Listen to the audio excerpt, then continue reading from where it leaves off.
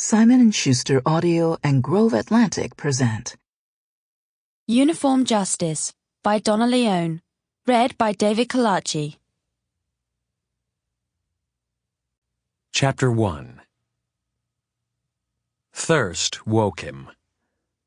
It was not the healthy thirst that follows 3 sets of tennis or a day spent skiing, thirst that comes slowly.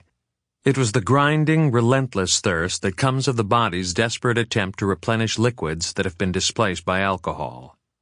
He lay in his bed, suddenly awake, covered with a thin film of sweat, his underwear damp and clinging. At first he thought he could outwit it, ignore it, and fall back into the sodden sleep from which his thirst had prodded him. He turned on his side, mouth open on the pillow, and pulled the covers up over his shoulder. But much as his body craved more rest, he could not force it to ignore his thirst, nor the faint nervousness of his stomach. He lay there, inert and utterly deprived of will, and told himself to go back to sleep. For some minutes he succeeded, but then a church bell somewhere towards the city poked him back to consciousness. The idea of liquid seeped into his mind, a glass of sparkling mineral water, its sides running with condensation, the drinking fountain in the corridor of his elementary school, a paper cup filled with Coca-Cola.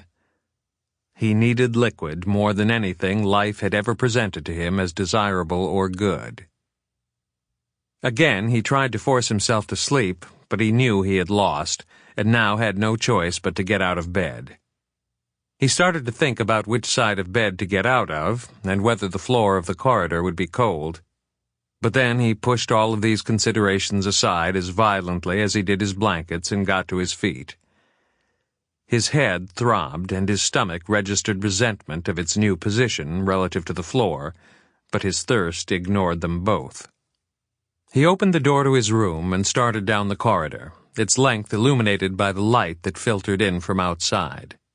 As he had feared, the linoleum tiles were harsh on his naked feet, but the thought of the water that lay ahead gave him the will to ignore the cold. He entered the bathroom and, driven by absolute need, headed to the first of the white sinks that lined the wall. He turned on the cold tap and let it run for a minute. Even in his fuddled state he remembered the rusty, warm taste of the first water that emerged from those pipes. When the water that ran over his hand was cold, he cupped both hands and bent down towards them. Noisy as a dog, he slurped the water and felt it moving inside him, cooling and saving him as it went. Sample complete. Ready to continue?